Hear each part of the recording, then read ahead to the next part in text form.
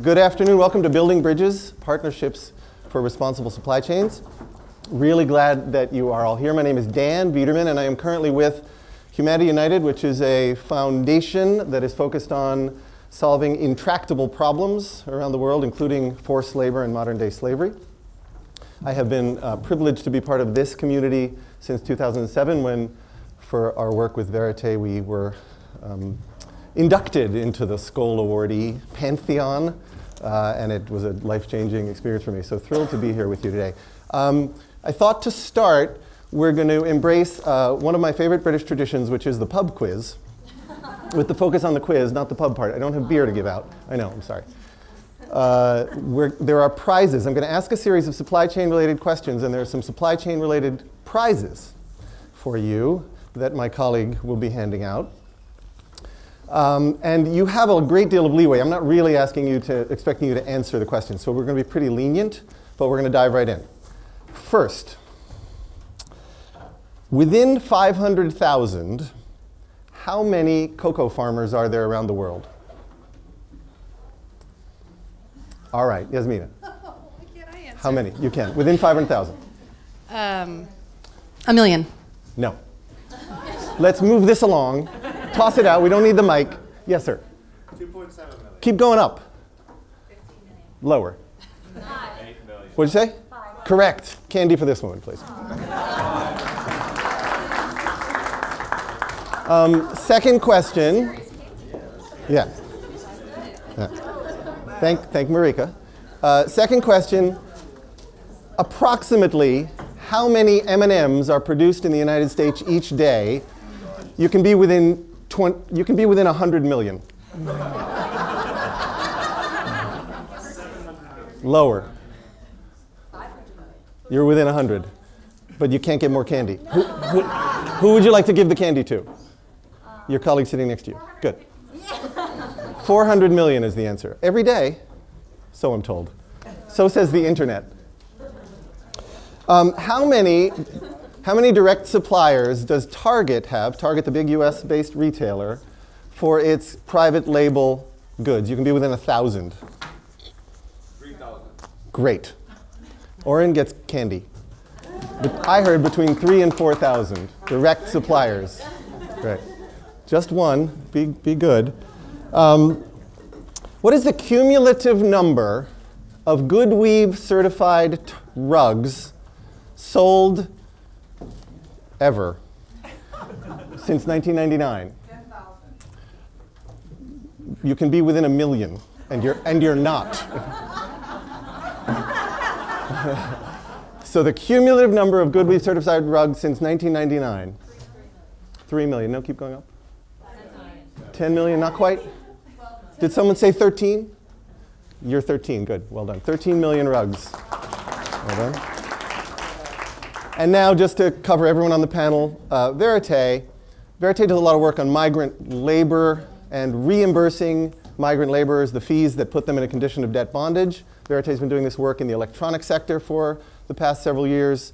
Within $5 million, what's the total amount of money reimbursed to migrant workers in the electronic sector because of Verite's advocacy and work? Within $5 million. 35. Oh, close. 25 is within, it's about 28. So I don't know who said $25 million, but you also get candy. No, you can't get more candy. Anyway, great. So that's our pub quiz for the day. The topic on the table is supply chain. So between those 5 million cocoa farmers and the 400 million daily M&Ms that are churned out of Mars is the supply chain. Between the 3,000 to 4,000 top-tier suppliers for Target and the 1,700 or 1,800 stores, as well as their online commerce, that's a version of the supply chain as well. The word supply chain is a bit misleading. Taking the example of Target, if there's 4,000 what we call top-tier suppliers from which Target buys directly, those suppliers also buy from lots of others. So if they're making a shirt, the facility, the workplace that's sewing the shirt together is buying yarn and thread and buttons and fabric and dye from elsewhere. So those top-tier suppliers have numerous sub-tier suppliers as well. It gets more complicated because many of those sub-tier suppliers supply some of the same top-tier suppliers. and they also supply Target's competitors. So instead of a supply chain, what we're really talking about is a supply web. It gets very confusing. It's extraordinarily difficult for a company to really know how its product, all the components of its products got to the shelf. Most good companies in the space have mapped to tier 1. Some of them have gotten down to tier 2. It's very rare that they get all the way down to the raw material, the cotton or the cocoa. So this means that the supply chains, these webs, basically are quite indistinct. They're often invisible, and with that invisibility comes a lot of vulnerability, which we'll talk about today as well. So systemically, throughout the production of all of the goods and services that we all consume, including the cocoa and chocolate that you have in your hands, are high risks of child labor, debt bondage and forced labor, discrimination against women, sexual harassment, sexual abuse, violence against trade unionists, and dangerous working conditions throughout supply chains around the world. We're taking that as a given. We're not here to sort of prove that that's happening. That's just a given. And our talk today with these two pairs of partnerships essentially is how are some of the most transparent companies that are operating at a leadership level trying to address those systemic risks by themselves with social entrepreneurship partners. So that's the topic on the table. The structure is as follows. We are going to have first Irene and Nina come up and talk about the Target Goodweave partnership. And then Sean and Marika are going to come up and talk about Verite and Mars, and then we're all going to sit together and have a conversation, and then we're going to have questions from you folks. So let me first introduce and ask to come up Nina Smith from Goodweave, the CEO of Goodweave. She's been with the organization since 1999, Skoll awardee in 2005, Schwab Social Entrepreneur of the Year in 2016. And Irene Quarshie from Target. She is the Vice President of Product Quality and Responsible Sourcing. There. We're doing please. A dance? Okay, here. Dancing. She was previously at Director of Government Affairs at Target as well. So welcome. I should say before we start, when we took our daughter back to college earlier this year, we bought a Goodweave certified rug at a Target in St. Paul, Minnesota. They're there. They're great. You should buy them. I'll pay you later. Yeah. No. Purely voluntary. You can see some pictures behind us that give you some illustrations of what's been happening in the places that Target and Goodweave have been working together. Nina, could you describe the partnership? Sure. Goodweave's mission is to stop child labor in global supply chains. We've focused in the carpet industry for a long time, and I suppose the partnership in its simplest form is about working with Target to ensure that the carpets they source don't use child labor and also contribute to transforming this industry and really getting rid of the practice altogether.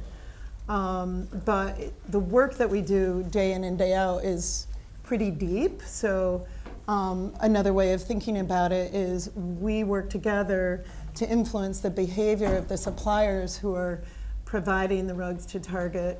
For one thing, to create more transparency in their supply chains, which are very complex, as you already talked about. So there is a kind of systemic practice of non-disclosure in this industry where there's sort of a hiding out of where the products are made. So by working with Target, we can get into their supply chains, map them, clean them up, ensure there's no child labor, and invest in programs in the production communities to get at the root causes, namely education for children in these very, very vulnerable communities where the products are being made.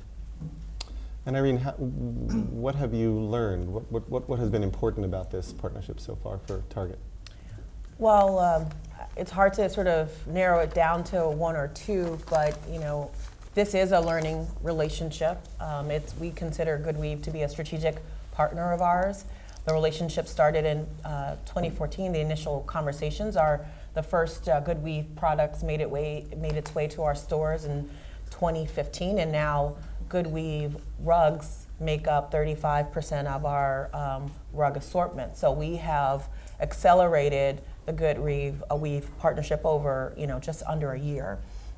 We've learned a lot about what levers we need to pull, how we need to perhaps even change our buying practices to minimize the risk that can occur upstream.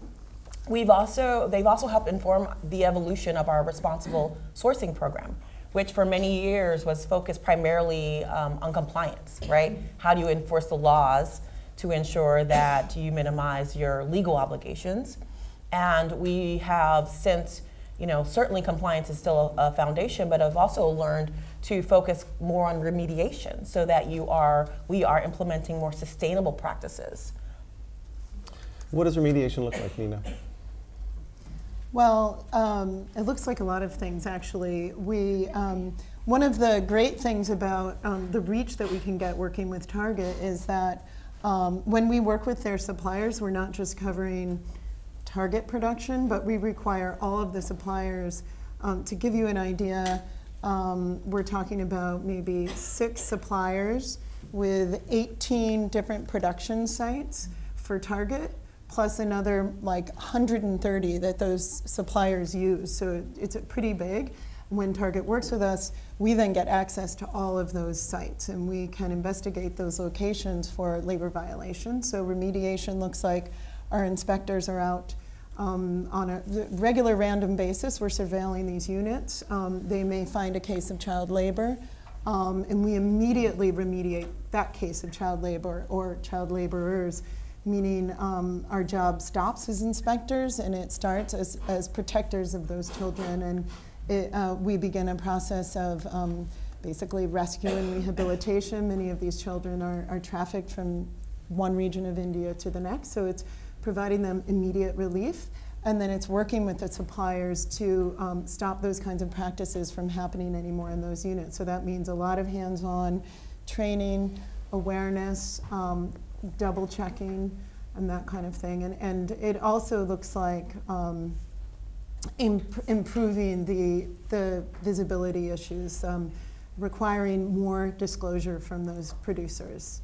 Otherwise, eventually they'll be removed from the system. So disclosure is sort of the focus of a lot of legislation that's been passed recently in the UK, in the US, and in France. Of course, I think we all intuitively understand that if we disclose something, if we know it to be true, we can then be in a position to take action against it. But disclosure, when it comes to sort of corporate responsibility, in particular disclosing bad things that are happening in supply chains, has been very slow in coming and very slow in scaling. How did Target get to the position where you're not only willing to disclose what's going on, but talk about the challenges of actually trying to solve these problems? Well, I mean, Target believes that transparency is critical to ensuring that our supply chain is ethical. Certainly when we engage our suppliers, we believe that trust is important and transparency is a key component of that. One way we ensure that we're transparent is that we have, to your earlier point, we have made our tier 1 supply list public. In fact, we've also mapped our tier 2 apparel supply matrix and have made that public as well. And our goal is to do that across every category and as far down as we can. So we have a very long-standing commitment. We have the great thing about Target, and if I can toot our own horn for a second here, is that this notion of giving and community engagement is in our DNA. It dates back to our inception, so we have a very strong legacy of being a responsible corporate entity. And while in the early days it was really focused on philanthropy, it has evolved with the times to be more focused on impact. And for us, transparency is that represents the natural progression. It's not easy because particularly when you're a publicly traded company, you are exposed, and there are a lot of folks out there that are willing and wanting to play gotcha. But I think if we can point to relationships like we have with Goodweave, and we can demonstrate the good effort that we've put in, that puts us in a really good position to sort of fight back any potential negative publicity that may come our way as it relates to things that may or may not occur in our supply chain. And implicit in those sort of that series of decisions and the trajectory of those decisions is you had to convince others inside the company, I imagine, some of whom maybe weren't automatically sort of embracing of the idea of being more transparent. How did the nature of the partnership or the sort of either the reputation or the work that Goodweave provides, how did that help you make decisions internally? I think it doesn't matter if it's retail or others. When you have a third party that can sort of provide external credibility, that certainly helps.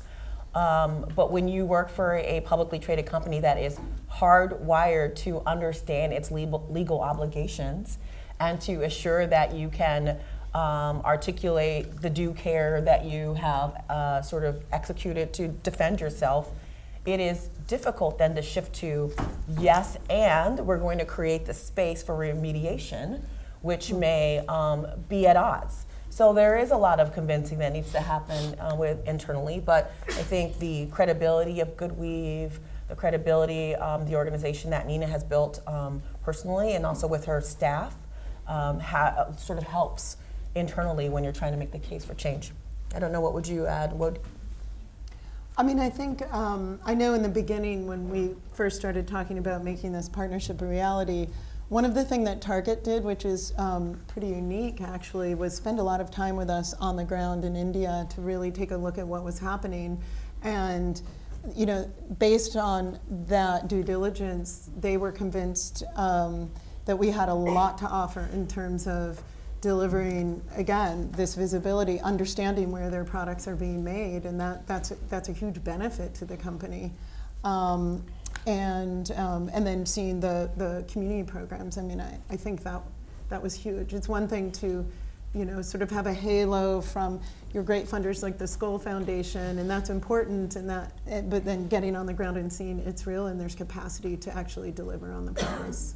So implicit in this partnership is that it's helping each of you achieve the change that you want. And Nina, your theory of change, so it's obviously having an impact on improving the quality of production, the quality of the lives of the people involved in the production. It's allowing you to find vulnerable children and bring them out of situations of risk. What parts of your theory of change are not captured by the partnership with Target or other corporate partnerships? I mean, what else needs to be in place in order for this sort of thing to have yet a bigger impact? I think, I mean, a lot of things are in place with this partnership, actually. I would say that, you know, the most important thing that happens, I think what the company's involvement does is it gives us access to these regions. Let's talk about India for a minute. These regions that are typically off the radar of the government, for example, the regions of whole swaths of communities that don't get access to education for their children. And so, I mean, I think in the bigger, and that's why we work in these communities to get that education going, although it's done in alignment with government. Obviously, we need to have more government action in this regard, both to improve worker protections as well as access to education. Good. Well, let's table that question of government involvement because we'll come back to that, I think. Let's transition to the next pair who are sitting over here. First, John McDonald, CEO of Verite, who's worked with me at Verite since 2000 and something, 3, I think. He was director of research and policy and very engaged in the creation of. No, please. Oh, stay. Yeah, stick around. It's fine. It's okay if they stay, right? Yeah. Sean was very involved in helping create the federal policy and then the implementation mechanisms for the federal policies that emerged from an executive order President Obama signed in 2012 preventing government agencies from contracting with companies that might have risks of slavery in their supply chains. And next to him is Marika McCauley Sine, who we've known for a number of years, both as the Director of Human Rights at Mars, and also prior to that in her experience at the Coca-Cola Company. And she also worked at Oxfam long ago, I think. Right? So welcome, and really starting in the same place for both of you. What is the nature of the partnership, and what are you doing together? Great. So thank you, first of all, for inviting me to be part of this session. So unlike our colleagues, this is the very beginning of our collaboration. So this is a starting point. It's really exciting for us. So we've only just sort of, the ink is hardly dry on our partnership. But we really wanted to share it with you all and kind of get some feedback and start a conversation about it, because I think building on what my colleagues have mentioned, you know, these issues are very complex. They're very systemic in nature, deeply rooted, and it's going to take a lot of collaboration to get after them and address them. And you know, Mars, as you may know, is a family-owned company, a privately held company, and has always operated with a heavy focus on principles. it's quite unique. I've been at Mars for 2 years, and a lot of companies, you sort of hear about the principles in your orientation and then sort of never again. Well, at Mars, these are concepts that come up in meetings. When decisions need to be made, people say, well, let's reflect on the mutuality principle and how this might inform this decision. That actually happens. So Mars has recently sort of formalized and strengthened our approach to human rights, particularly bearing in mind that, as we've discussed, these issues are not only in the first tier of the supply chain where we've had a program for some time, but in fact we need to deepen our traceability and our understanding of what's going on through extended supply chains. So as part of that recent strengthening of our approach, we began talking with Verite and really saw the power of the high potential of us coming together, bringing really diverse perspectives, levels of experience together to try to really open up our thinking about what's possible and make progress. So we're very excited about getting started. And what's that going to mean? How does that help Verite achieve what Verite wants to achieve? What's the nature of the problem you're trying to solve together? Well, we're hoping to bend the arc. I know that those of you who watched the movie last night were probably as moved as I was about the way that partners in health seeking to bend the arc. I think it's really important to bring some of those lessons to bear on workers' rights, which the arc is also very long there. There's been centuries and centuries of exploitation, but the way that we've been operating over the past 20 years and the way that we seek to work with Mars and other companies is to show that it is possible to put workers at the heart of new approaches to solving these problems, that it's not just the preferential option for the poor or the preferential option for putting workers' voice and workers' interests and workers' rights at the heart of these compliance approaches, but also to emphasize impact, as the partners in health people say. And what we're looking for there is impact on improved wages, return of fees to workers who've had to illegally pay for work, safer workplaces, better prices for commodities for smallholder farmers, that sort of thing. And so the partnership with Mars really enables us to do that, because it's not just a typical partnership of doing audits or some research or some training, but looking at across the board, their full supply chain, looking at cross-cutting issues like labor recruitment into all sectors, like the quality of information, the worker voice mechanisms throughout their supply chain, and also working at all levels of the supply chain. Going to that last mile, so to speak, that we've also been hearing about all week. It is possible to do that. It's essential to do that, because part of our theory of change really is that worker rights and business are not incompatible, but that as long as people are still exploited somewhere in the supply chain, there's risk for everybody, and it's not working for everybody. So this presents a lot of opportunity for us to scale up and expand some of the best practices that we've developed. But more importantly, because even a large company like Mars can't scale, that's sort of the 0 to 10 or the 10 to 100 that Atul Gawande talked about the other day. What's special about this partnership is we're committed to transparency and sharing the learnings and a lot of outreach to other companies, to civil society organizations, and most importantly, I think, to governments, so that these lessons are spread, so it doesn't just stay within Mars or be put in a public report of Mars, but it's engaging everybody. And that's a new way, I think, still a very new and innovative way of working in partnership. So again, with the governments, we're going to hold on the governments for a second. We'll talk about them all together. Back to your partnership, early stage problems that have existed for millennia, certainly centuries, certainly 20 years in the context of sort of Western companies sourcing overseas. How will both of you know that you're moving fast enough to solve the problem? How will you know that you're getting close enough to impact with the right timeliness? You know, we all feel, and certainly when there's a child at risk in a factory, there couldn't be anything almost more urgent than that. But we also know that the true solutions have to take time. I'm not asking you for necessarily a time frame, but more for how will the partnership make sure that it's operating at an essentially sort of full capacity or best efficiency? I think, I mean, obviously we aspire from day one to be, you know, operating on all cylinders, but it takes time to build up the work. Maybe to put the answer to your question in context, so Mars approaches human rights sort of point by point in our business and supply chain. So our team works first on human rights in Mars workplaces. So we have a team that makes sure that in all our workplaces in 78 countries, we are walking the talk. If we're going to expect this of people across our supply chain, we certainly need to be holding ourselves to that standard. So that's sort of the first component. The second of three is the tier one that I talked about. So a tier one supplier human rights program. The third piece of our program is about extended supply chains. So understanding what happens from tier two all the way down to origin. And in many cases, as you pointed out, it's a web. It's not a chain, and it's different supply chain to supply chain. So toys looks different from cocoa, looks different from sugarcane, and so on and so forth. So that's how our human rights program is organized. And with respect to your question about, what does success look like and how quickly do you need to move, with the help of some human rights experts who advise us, we recently identified child labor and forced labor as the two human rights issues that we think are particularly serious, severe, and relevant for us to start to focus on. That's not to say that the full spectrum of human rights isn't important.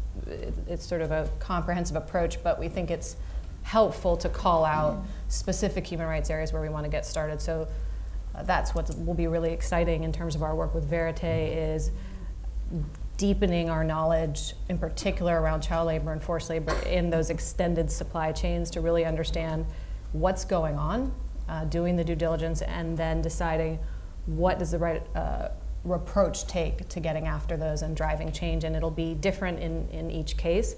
And that's where the expertise and the experience of a group like Verite comes in, because we certainly don't have all the answers. These are really complex issues, and to get to right, to get where we need to be, we need to work together, I think, to work that out.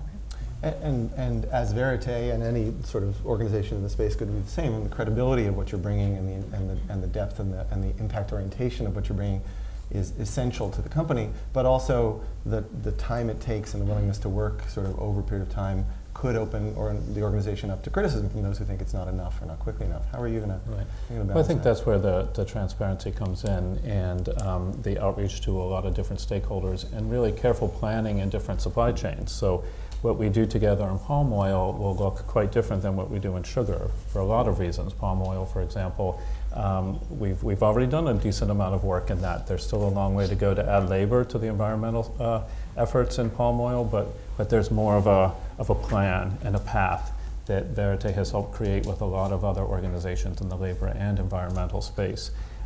Sugar is something that's been neglected, frankly, for a long time. The conditions still look like they did 200 years ago with machetes and very brutal conditions. And so the metrics of success and engagement are going to be more introductory. There, I think we'll know when success, frankly, at how much screaming and backlash we'll find from the vested interest at the governments and the companies.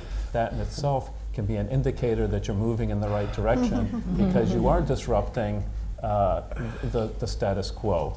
And that may be the work for a couple of years, but then we say, all right, we're going to push through that and find some key things. Now, to get a little nerdy, we really are, which I know is a stretch for me, just going to start now, is really focusing on these differences between inputs and outputs and the key performance indicators. So to really discipline ourselves, as well as working with Mars and other companies, because that's where we need to shift this labor supply chain compliance. There are very few really concrete tested models like Goodweave in that sector.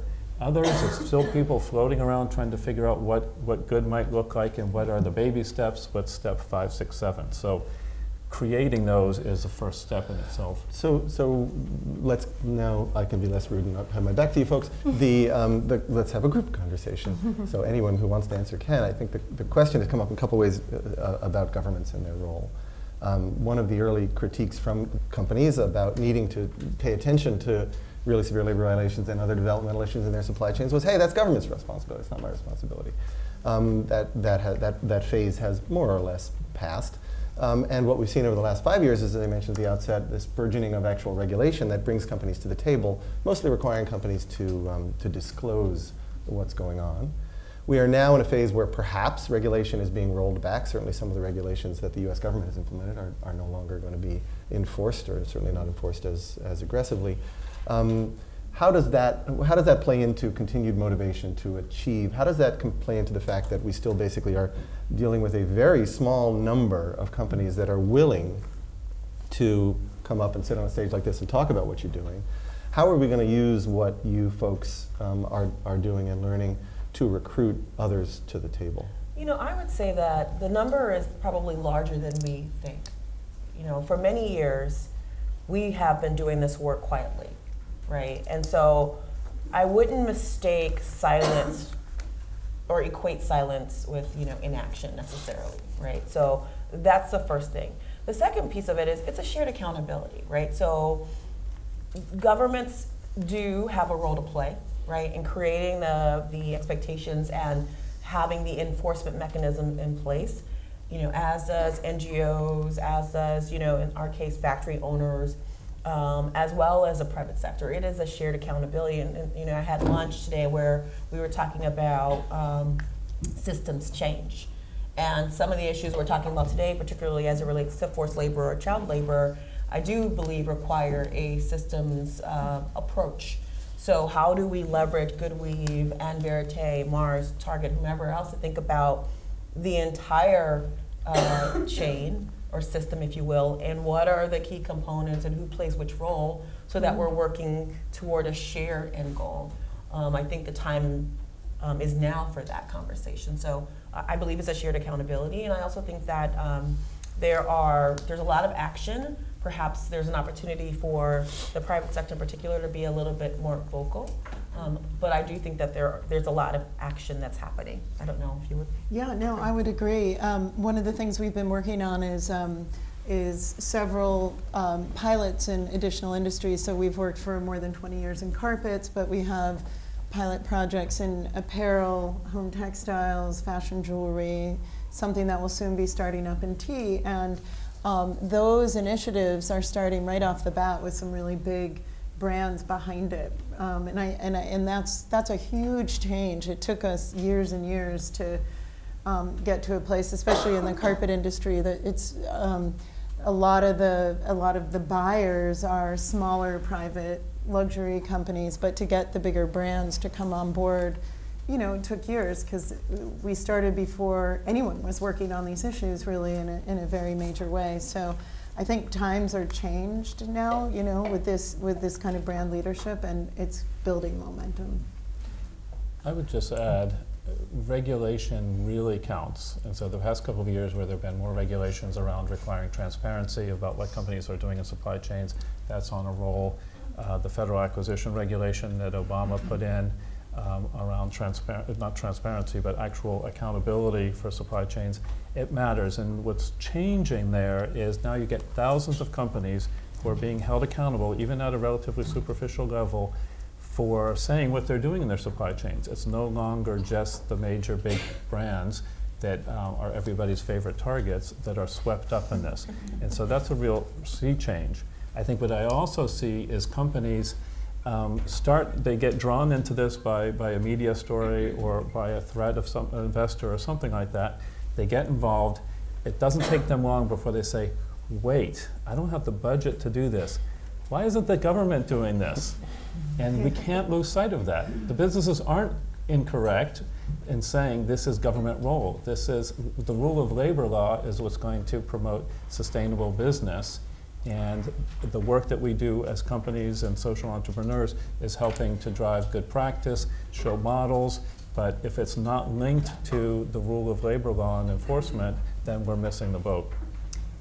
Yeah, and just to build on that, I mean, if we think about, we're talking, you know, mostly about human rights, and if we think about the UN Guiding Principles on Business and Human Rights, which lay out a very clear framework in terms of role of the state, role of business, and how you remediate rights, that document is incredibly helpful and clear on the fact that the role of the state is to protect rights. And as you mentioned, I mean, if you look at, we did a review a number of years ago when I was in my prior role at Coca-Cola of, you know, child labor laws in 100 countries. And you may not be surprised to know that child labor law at the national level around the world is very robust. It's very strong. You know, their child labor is not permitted, and it's, it ages and conditions and so on. So the challenge is less, is there a rigorous law on the books? It's the implementation of that law.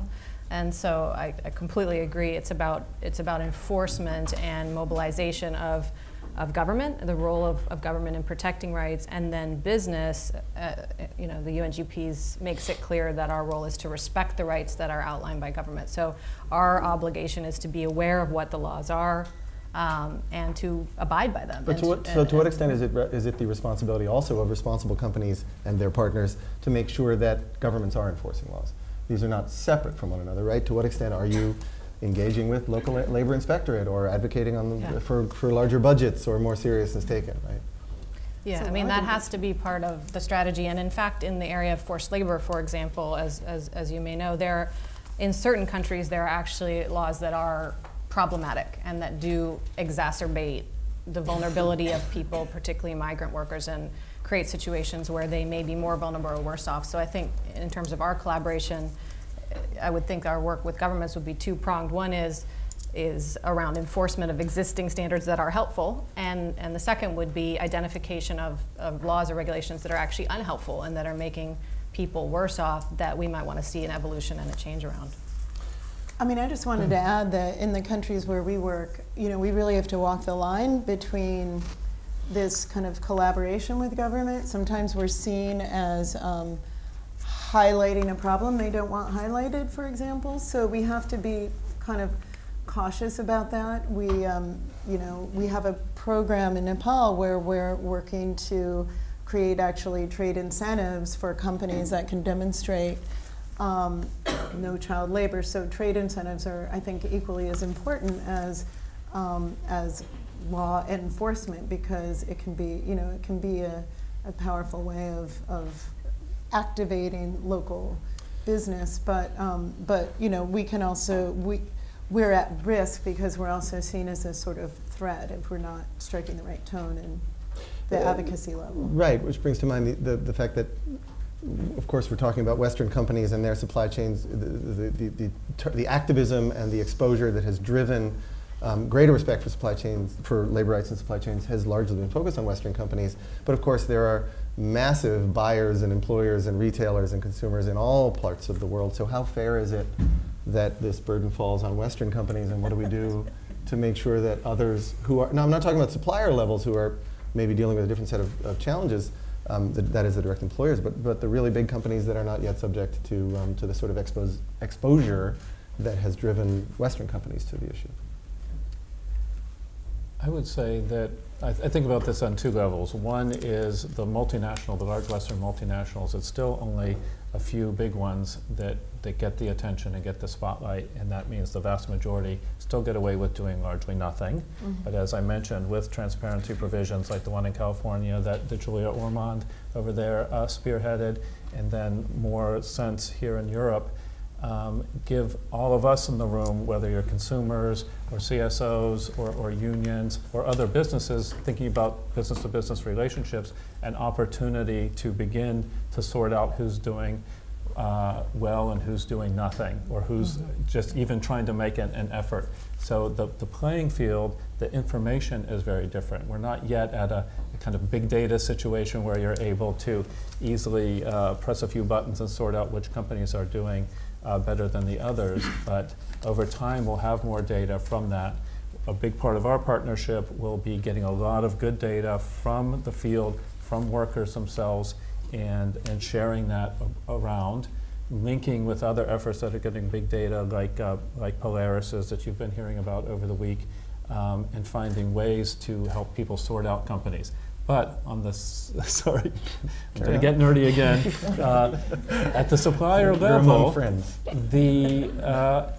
that's where the issue of cascading really comes to the fore, because a lot of companies pay lip service to doing more throughout the supply chain. What are they doing to get the second tier to look at the third tier and onwards? And that's where we really need to push. Well, and I think it's really encouraging to sort of, hopefully we can do two things through our partnership with respect to kind of scale and getting more and more companies involved. The first is raise the bar, and second is make it easy, right? So in terms of raising the bar, we've asked ourselves the question, is there an off-the-shelf, easy to understand for a business person handbook for how you get after forced labor? What are the top 3 easiest things you can do to address it? No, that resource doesn't exist. We'll create it, right? So there are lots of ways we can raise the bar by creating resources and then demonstrating how they're used and putting them in people's hands. But we also have to make it easy. And we have to, I mean, yes, these issues are really complex, but we have to make it easy. So for example, there is, the Consumer Goods Forum, which is 400 of the world's biggest retail and manufacturing companies, both Target and Mars are there, many, many others, all the household names have recently put out 3 priority principles on forced labor.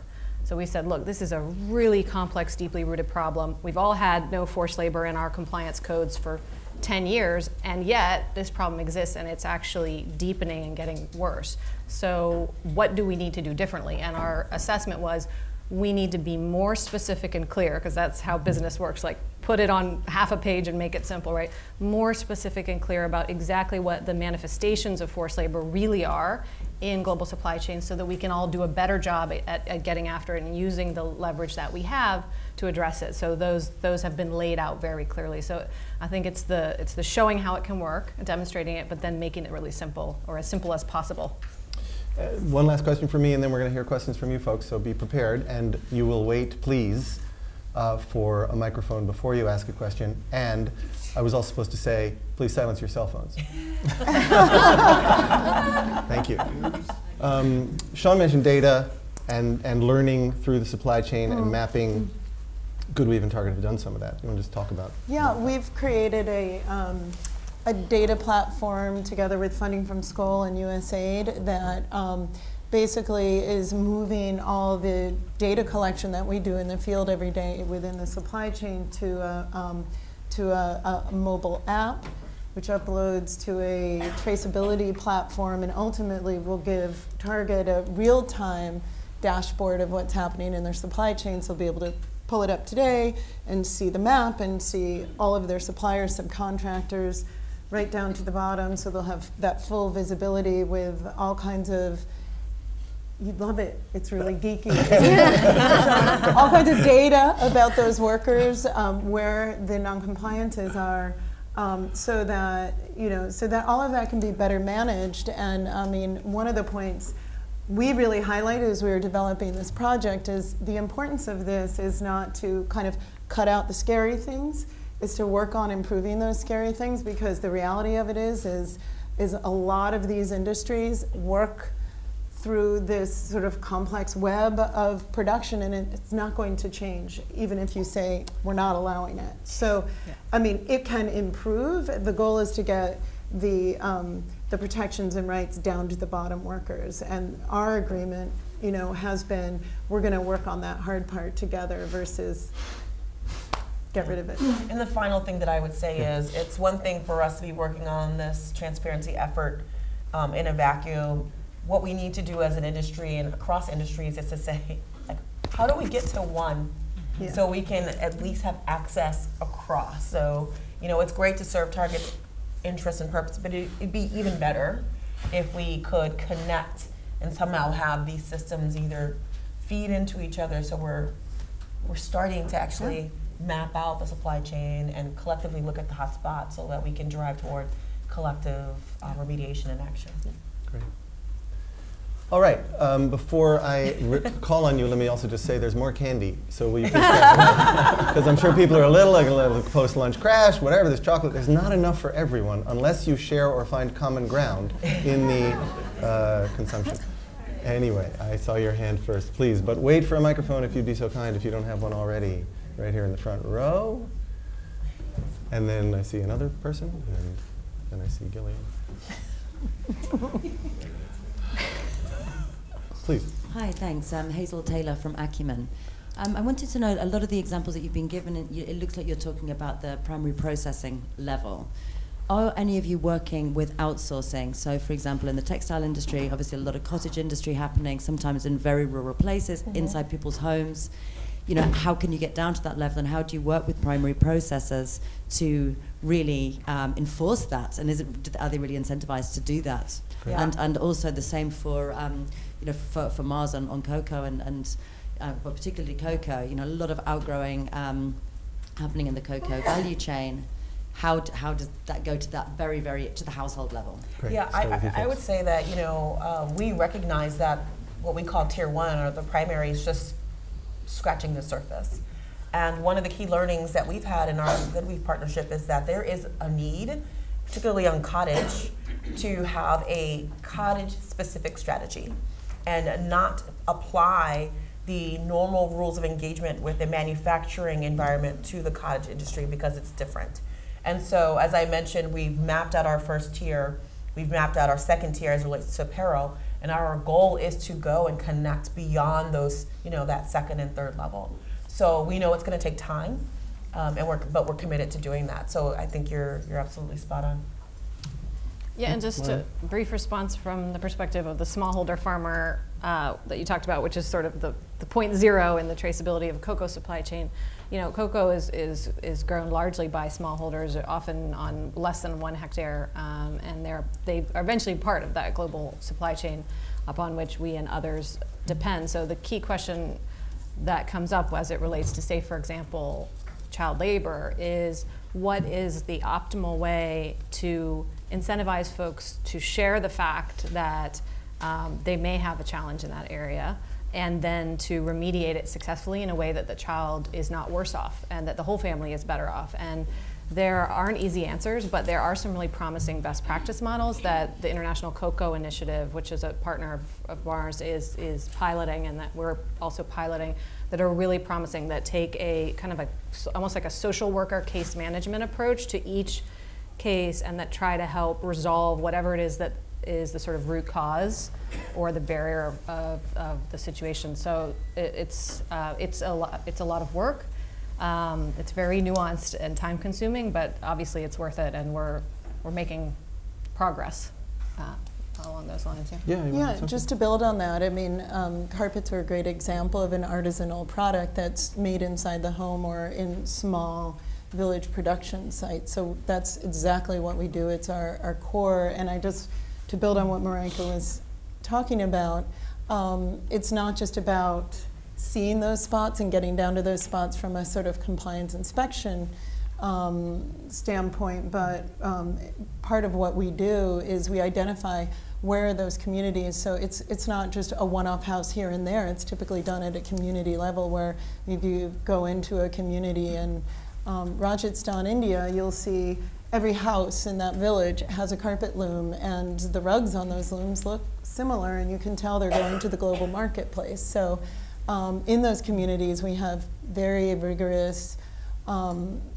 programs that reach every single household, regardless of whether they're involved in the production of Target or any other of the 140 companies we're working with, to ensure all those children are going to school and getting an education, and the entire community is involved in that process. I'm going to go on to other questions and give you a chance to answer them. Yes, saw your hand next, please. Hi, Andrew Hunt, co-founder of Aduna. We connect small producers in rural Africa with the global health food market, with a focus on innovative, underutilized natural ingredients. We've got two very different examples, I think, here, where on the Mars example, you're looking at a supply chain of an existing product, and the Goodweave example, you brought to market a bespoke product through retail. So I'm interested in the genesis of how this comes, particularly in the Goodweave case, how it comes about, and whether at Mars and at Target, whether you view this space as an opportunity for commercial innovation and development of new products, as well as looking at existing supply chains. I would say two things. One, actually, we should have been clear. Target was already in the hand-woven rug business. What our partnership unlocked was more confidence that those products were not made with child labor, and then also the wraparound services, as Nina mentioned. So this wasn't necessarily a case of bringing a new product to market. However, to your second point around, is there an opportunity around innovation and bringing new product ideas to life? I would say Yes, as we think about sort of consumer trends, particularly US-based consumers, this notion of newness and being trend right is a ever increasing challenge for retailers, whether it's Target or others. So I would say absolutely there's an opportunity for trends and new product innovations to be a part of the solution. And we've done that in small ways, my team has. Some recent examples that I can't necessarily go into, but so the sort of short answer is yes. Can we have a conversation afterwards? Sure. Did you want to answer from the Mars perspective? I would just share that innovation areas are really exciting, right? So a lot of what our work will entail is some of our existing product lines, supply chains, and the related agricultural or protein supply chains that we already have. But it's been fun to have conversations with folks who are working on new products or new ingredients, because there's the chance then you're not sort of retrofitting and fixing systemic issues that have existed for a long time. You're actually building a new supply chain. So you have the chance to do it in an innovative way and get it right, like from the very beginning. So that's really fun too. Yeah, sure. Ms. Caldwell.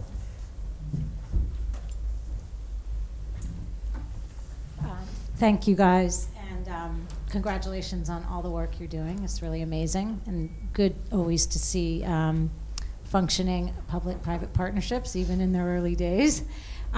So I had a question. We worked, I had Global Witness, which focuses on natural resource extraction and related corruption, environmental and human rights abuse, and we do a lot around supply chain due diligence, particularly in minerals, oil and gas. And we were behind a section of Dodd-Frank with which you may be familiar, Section 1502, which requires companies sourcing from the DRC and the Great Lakes region, specifically the 3 Ts, for example, tin, tungsten, and tantalum, which are used in your cell phones, to do the due diligence to understand and ensure that those minerals are not driving, an ongoing and bloody civil war.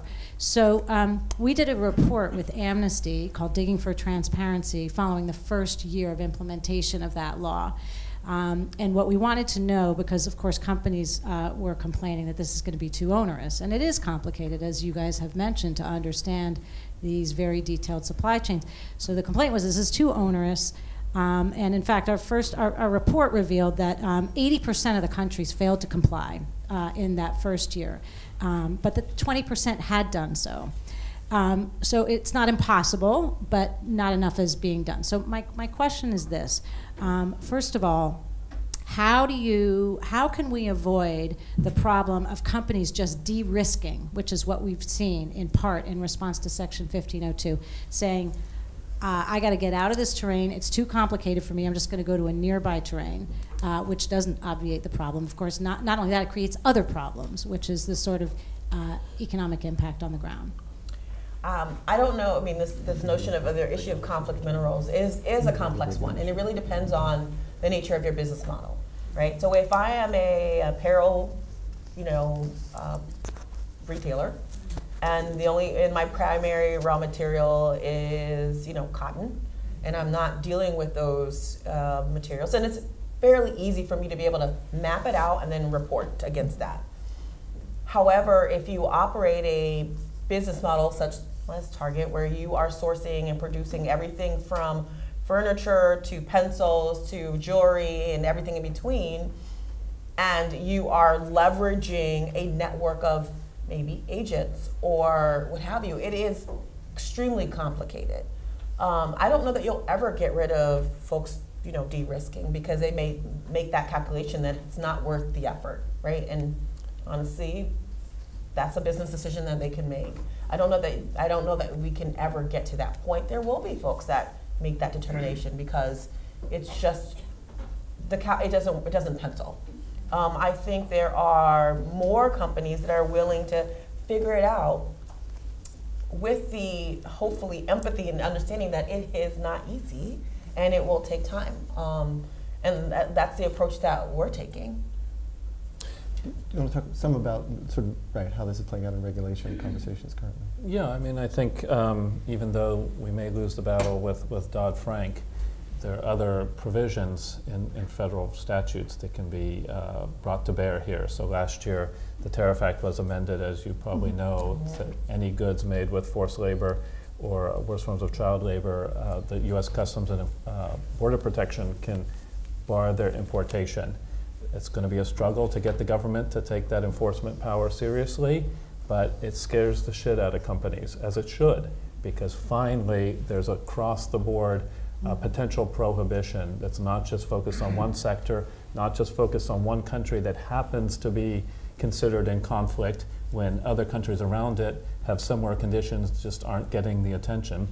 I think the other thing is this notion of de-risking. They can de-risk because they can say, we're not going to source in DRC, we're going to source more gold or other metals from other countries where the conditions could be quite similar, maybe not the exact warlord situation, but severe exploitation.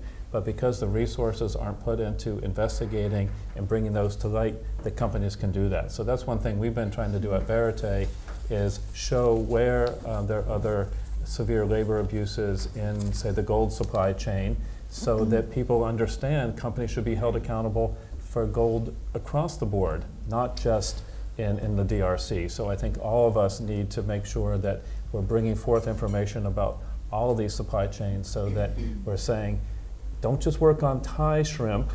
What about Bangladeshi shrimp, where we also did a great report that can tell you the conditions there are abysmal.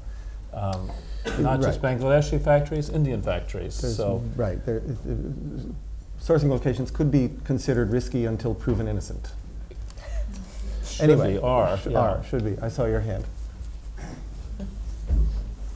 Good. So thank you, Ruskin Hartley with Fair Trade USA. So I was actually in the Ivory Coast late last year, and just to extend on your complex supply chains, the smallholder farmers are often the lucky ones. The unlucky ones are those people who are sharecropping it, who are the migrant workers from Burkina Faso, and that's where a lot of the issues are. And at the root of that, that's a poverty issue. So I guess my question is, around this partnership in responsible supply chains, what's it going to take to move the partnerships between the sort of non-profit, private sector to looking at the true partnerships up and down the supply chains between the consumer in the shop? I love Target. I also like cheap clothes for my 3 kids. So how do we make that shift? How do we make that transition so that we don't have to put these Band-Aids on anymore and we're rising all boats? So your question is basically about consumers and their role in driving change. Partnerships and responsible supply chain, up and down. Marika, you want to answer? Yeah, sure. I mean, I think obviously we've all seen these issues become increasingly part of the dialogue that companies are having with their consumers. Expectations are continuing to go up, and companies are continuing to respond by sharing more about conditions, about their activities, and so on. So that's great, and it will most likely continue, especially with millennials asking more questions, expecting more transparency, and expecting to have more information. Certification is a part of that journey, right? So Mars has committed to 100% cocoa certification. A number of other companies do that as well. So that's one way to indicate to the consumer some information about what's going on in the supply chain. But I think we're also very conscious of the fact that we need to build on the impact, the positive impact that certification has, and look at some of the root cause issues that are driving some of the challenges that, despite certification, kind of continue to be ongoing challenges, like persistent poverty, like use of household child labor, and so on. So I think through this kind of partnership, we can, ask ourselves the tough questions, and hopefully our friends at Verite can ask us tough questions we haven't asked ourselves about, okay, that's wonderful that you have a commitment to certification, but what about this, what about that, and push our thinking so that we can break through and do something differently that we haven't done before. And I mean, if and when we do that, it'd be great to tell the story to consumers, but I think we're focused in the near term on just actually breaking the mold a little bit and doing that work in a more innovative and impactful way with a focus on results, right? Right, and I think part of breaking that mold will be looking at certifications that have primarily, say, an environmental focus, and really looking to see if they're living up to their commitments and their stated objectives on labor issues. And I think as there's more attention on the bottom of supply chains and labor issues, there's a need for shake-up in terms of how existing certification schemes deal with that. So that's something to look forward to. A little bit of cracking the eggs to make the omelet, but I think it'll make for a stronger, more robust system of certifications that consumers can believe in. I think the other link with consumers is now with transparency, a lot of tracing and tracking of products for the purposes of quality, or to know that that's tilapia you're eating on your plate and not some other fish, is really making sure that we harness those tools for also tracing what are the labor conditions. So I think there's a lot of potential there too. Did you want to add something before we move on? I mean, I thought where you were going with this initially was really about the price of products and what consumers are willing to pay. And I mean, I would say, and definitely in the industries we're working in and all around the world, there's a wage crisis going on and workers aren't paid enough. And we're part of Global Living Wage Coalition under the ISEAL Alliance. It's working on wage benchmark studies all over the world, and we were involved in one in rural Uttar Pradesh, India, where I think it was about workers are being paid about 30% below living wage right now. Is that right, Manoj? My colleagues in there. And I mean, the real challenge for us is going to be about how to get those wages up, and we have to do it. That's going to be a partnership among, all of us to start progressively working towards that. But that, I think, has to be the end goal. I haven't called on anyone in the middle yet, so I'll call on you, the early candy recipient. Hi, my name is Sarah Jones, and I'm a journalist, but I'm also really passionate about ethically sourced products. So I was wondering what steps or initiatives are being taken to market to consumers in a way that educates them that their wallet is powerful and that they have a choice, and maybe a way to increase wages or anything is to flip the demand. So I'm wondering what steps you're taking on the educating consumers side of things. We get that question often, and I think the right answer is that we're still trying to figure out how best to communicate to consumers when they are already receiving a lot of messages. One way that companies educate consumers is based on certifications, right? And how well consumers resonate with certifications. The reality is you can't have a product that is, 1,000 labels stuck on it, right? That's confusing. It's an awesome marketing challenge. We haven't really figured it out. Part of the work that we need to do is to get our house in order so that we can tell a very compelling story that could flip demand. We also, through some preliminary research, we know that in years past there's been a disconnect between what consumers say they care about and what they're willing to pay for. And so that hasn't really happened yet. However, we are seeing some changes with millennials, and now they're calling them, I think, Gen Zs, where they are actually voting with their wallets or influencing their parents based on what they believe in and some sort of values. So there's still work to do, but there's potentially an opportunity. We'll see what that means. I don't think anyone's quite figured out that nut yet, but I don't know, what would you say? No, Nina? I mean, I agree with you, but I mean, in theory, we have a label that consumers can look for and insist on when they go and make their purchases, and that's what we want to have happen. I mean, Goodweave, in our own way, are trying to raise that kind of consumer awareness, and I hope that you write a story about it and encourage the new Gen Zs to make those choices. But, what we hear back from the companies we work with is, all other kinds of, quality, design, price have to be there in conjunction with the label. So it's these days lower down the list, but. Yeah, I think you see the shift first in food and essential products, right? So this notion in, clean eating and organic, or whether it be, chemical free, what have you, that's where you've seen the movement first. So you see more messaging in those categories. When you get to apparel and home, I think that's going to take some time. But if, past is prologue, perhaps you'll see that shift. it does seem, I will take off my moderator hat for the moment, it seems like there's a number of companies now really trying to grapple with that, which is good. Yeah. My view has always been a somewhat skeptical one. Supply chains are as complex as we've discussed them. They're as varied and multifaceted, and they operate in some really risky and dangerous and invisible situations. So in the absence of a number of labels, I mean, there are a number of labels, fair trade being one of them, where they're telling a story that has credibility, Goodweave of course being another.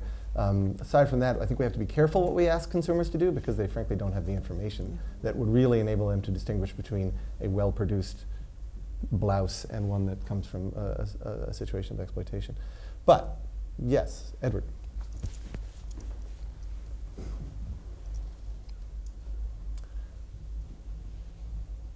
Thank you. Edward Millard. I'm involved with both Goodweave and also Rainforest Alliance, which is, I think, an environmental certification you just told us is going to have a hard look at our labour issues, so we'll look forward to that. But my question is actually about the... The ink is dry. Yeah,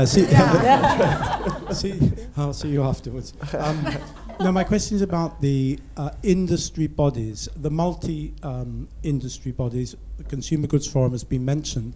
And I just wanted to ask both of the company representatives if they could give an example of, in their experience, where an issue has gone through a company into one of these bodies and has really sort of percolated and resulted in a much more concerted industry commitment and action, because that's really powerful if it works well. Okay, let me think of one. You know, I don't know if we've necessarily solved for it. The issue of claims and certifications and the need to validate is one where I think you'll see greater industry action in the future. So we're on the topic of, you know, whether it's Rainforest Alliance or FSC or what have you, by and large, companies have simply trusted that those certifications were earned in a way that was legitimate. And based on some things that we've seen, we recognize that there is a need for a validation mechanism. And so that is one space where I think that you'll see some industry action. I'm sure there's work around palm oil that also could be a great example, but do you have? Yeah, I mean, it's a very important question, right? So getting after these issues and driving real progress at the farthest ends of supply chains is definitely going to require industry efforts getting at scale. So there are really interesting efforts underway in palm and in fish that Mars is a part of, for example. But just to give a specific example on cocoa, I think what's really interesting is the World Cocoa Foundation's efforts to have the biggest cocoa buyers in the world sit side by side and agree on a common platform for action that is very tightly prioritized and is shared. And that platform is called Cocoa Action, and it spells out exactly what each entity, each company is going to seek to deliver with their suppliers in their supply chain all the way to farm level. It won't be easy. It's early in the journey on Cocoa Action, but I think that's a really powerful example of what's possible when the big end users come together with their suppliers and across the supply chain to say, okay, what's possible if we all try to get after the same goals? Seafood you're right. Seafood is another great example. Yeah. I saw your hand, the gentleman right behind Edward, but in front of Oren, so please, that's you. And we have about 5 minutes left, so we'll be a little rapider, if you would. Thank you. So, thanks, Neil Jeffrey from Water and Sanitation for the Urban Poor. What's up? So alongside our regular work of improving wash services in emerging market cities, we work with a number of companies, Unilever, Gap, Diageo, and others, on a supply chain initiative which is called Wash for Work. So it's looking at water and sanitation all across supply chains and trying to make the case for companies to improve and enhance those. Now, as you can imagine, water and sanitation is slightly less sexy than child labour, so there is a whole issue in terms of how do you get how do you get traction around this particular issue. And within the group, there is a pretty significant debate on, do we go for a regulatory strategy or do we go for a return on investment strategy? And we have, as a number of organizations, invested now into looking at the ROI return on investment. So I was interested in terms of the comments that all of you made, because clearly you talked about regulation and the role of government, and there were some comments regarding budget, but I didn't hear anything with respect to return on investment. And particularly from those two company representatives, I was interested in terms of the internal debate that was occurring in your companies, and whether that the return on investment argument was powerful or not in terms of making a case for taking this issue seriously. So, thank you. I'll answer quickly. We have responsible sourcing goals.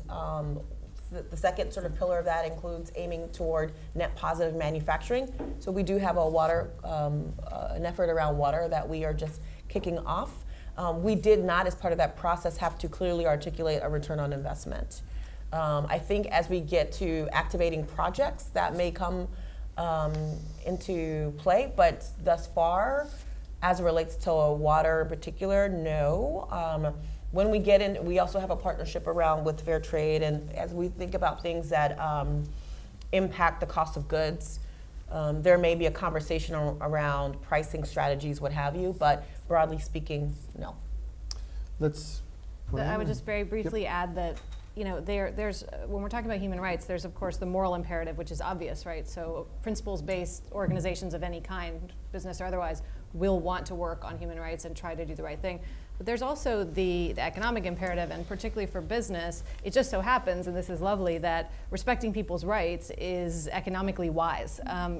Workers who are respected, who have transparency about their wages, who are not indebted, are more productive and higher quality products result. So there's actually a powerful, not only sort of ethical, moral business case for work on human rights, but also economic. So I haven't once heard the question of what's the return on investment in it, but it is helpful when I highlight the economic value in terms of productivity and quality that comes from respecting rights. Great, worth mentioning. Yes, sir. Actually, you answered my question. I wanted to get into the numbers because values are great, but I'm sure there is a price tag, and I'm sure somebody in your, in your accounts will come and say, okay, but how much it costs to us and how much we're willing to lose or to earn. And so I just wonder, you don't have to answer it, but in terms of blockades in your system, like what will be the best convincing economical argument? Yeah, we don't necessarily, subscribe to the premise that it always has to cost more, right? So that's one. I think there are ways where you can get it to neutral, or that it can be, positive over time. Are there times where initial investments are needed? Yes, perhaps, but I don't know if, net that it's going to necessarily cost more. Therefore, we necessarily don't spend a lot of time having to make that argument internally. There are cases, but is it an investment that over time is, net positive? Perhaps. I agree. One last quick 30-second question with very quick responses, then we'll get you all out of here on time. Yes, ma'am. Hi, I'm Karen Grattan. We just had a session on systems thinking and looking more broadly at the health of the system. And Nina, I think you were starting to get at this, but I'd love to hear a story where, if the supply chain is instead of the system itself, it's a product of a whole system. What are we doing to maybe get at broader system health? I think you were starting to speak to about kids in school. Yeah, I was getting at that. I mean, the whole point of the way that we work isn't to help a company avoid violations here and there, or to find one and rescue a kid. Obviously, it's to change the system, and that's why we implement across worker communities, across regions, changes that leverage, in the case of India, what the government's already doing, and really to kind of stop this problem permanently. So we don't, if Target stops sourcing in a particular region, we still don't want any child labor in that region. And in fact, what we've found is that in areas where we've been working for a long period of time, they're clean areas. These problems aren't necessarily reoccurring anymore, and that's ultimately the goal. That's great. One last point from me. I was told before I started that there is an average 10% return rate for session evaluations. Let's be above average. So please fill out your forms. Join me, please, in thanking these folks for a great conversation.